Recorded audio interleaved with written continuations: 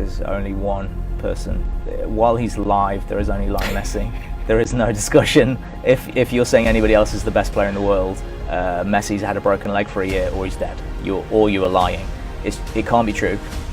Yeah. He's the best dribbler I've ever seen. He's the best passer I've ever seen. He scores as many goals as anyone I've ever seen. Sorry, I'm going back to it again, aren't I? He deserves to win the Ballon d'Or like every year he won. People who says opposite, either they don't know football or they don't know what they're talking about. I think him and Cristiano Ronaldo are the best players. Yeah. Okay, and the difference between them, both of them, is that Cristiano goes out there and his mindset is give me the ball in the areas where I can score a goal. He's a goal scorer. He's a goal right scorer. Up there, Goal scorer. Cristiano Ronaldo, he's not bothered about being on the halfway line and playing at the rhythm of the game. He wants to be at the cutting knife edge of the game. Whereas Messi, you sometimes see him in a defensive midfielder position, picking up the ball, playing 1-2s, just playing with the opposition, waiting for that moment, biding his time. He's involved in the rhythm of the game constantly. That's the difference between the two players. And then the guy's a magician. I mean, the size of him. He shouldn't be doing what he's doing, really. He shouldn't be. He's small. If you're going to build a player to come out of a machine, you're not going to throw Messi out there. Messi is an absolute joy to watch. You very rarely see him have a bad game. Cristiano Ronaldo is exceptional, outstanding, but he can drift in and out of games, from time to time. He needs to be given the ball. Messi hunts the ball, looks for it, works hard for the team. That is the biggest difference between the two. Right, so not only is he a genius on the ball that toys with defenders and dribbles and twists and turns, but the critical stuff, the really efficient stuff that scores goals or assists goals, he does brilliantly as well. So as an attacking player, the most complete player for me in history. That's for sure what I've seen live. Without a doubt, that was an absolute but you can't talk about people that you've not seen, like the Pele, the Di Stefano, but I mean, and this is just a goal. 44 hat-tricks for club and country. This is liberty. It's out of order. That's too much. I mean, we 50 goals 5 times in a season. It's too much. I mean, his goal numbers, they're up there with the best, aren't they? With they match kind of the goal a game thing of the very greatest players of all time in terms of obviously Ronaldo. We've talked about the big, Brazilian Ronaldo as well, and then you look at obviously Maradona. I never thought I'd see a better player than Diego Maradona, but if you look at, it's not just the goal scoring numbers. Currently, Messi has a goal or assist every 48 minutes. That's pretty. Bear in mind that every game is 95 minutes long. That's almost 2.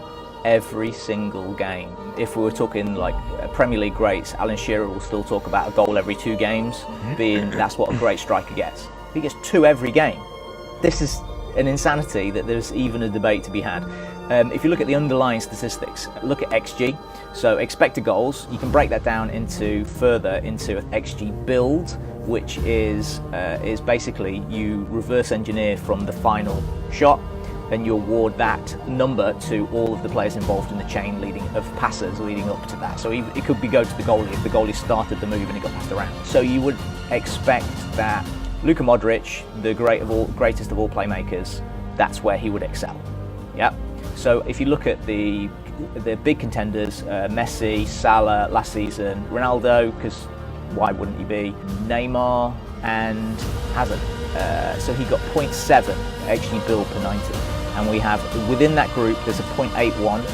Mo Salah had the worst at 0.2 because he's not involved in the goal because he's actually just scoring it. So you can't be involved in both of those things. So while Messi had the best actual finishing part, in XG build they remove the value of the final pass or the goal. So you can't be rewarded if you made the assist in XG build. And he still had a better than Modric, as well as having a goal assist every 48 minutes. Where's the argument?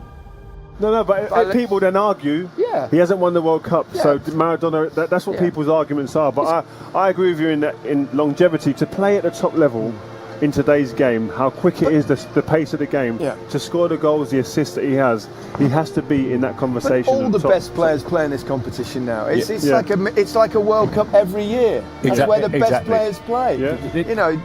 This competition has developed to the point where if you are the man that's been making them win multiple trophies, which he has over the last 10 years, then that puts you in that bracket anyway. I mean, we can talk World Cups, I think. Get the game changed, the modern game, this Champions League club competition, It's such a high level, and this man is at the middle of it every time they do it. Every time he is the difference. They've had great players, but even amongst great players, he stands up even higher, which is not easy amongst Xavi, Iniesta, all these ones. He's the one that we all speak about at first glance all the time. I just want to be in a training ground. Yeah. I bet you there's stuff he does in a training ground that don't even get onto the pitch here that people go, wow. I mean, you speak to some of his teammates, current and ex-teammates, and they say some of the stuff he done there, you can't even talk about it. It's that good. He's always been a team player. He doesn't play selfishly. These are other attributes that he has that, you know, he doesn't play act, he doesn't dive, he doesn't retaliate, and all round he's such a great example for football, and he sets such a good example for young children to follow. That there's so much to like about him. We're lucky to have this, you know what I mean? And it's just to be here and marvel at it. And I just feel that we're lucky. Me and Frank were talking off air before. We feel lucky that we've actually been able to play with, and now we're being able to sit back and really enjoy and watch him. Because I don't think you can enjoy and watch when you're fighting for trophies against people like that. Because you're jealous a little bit.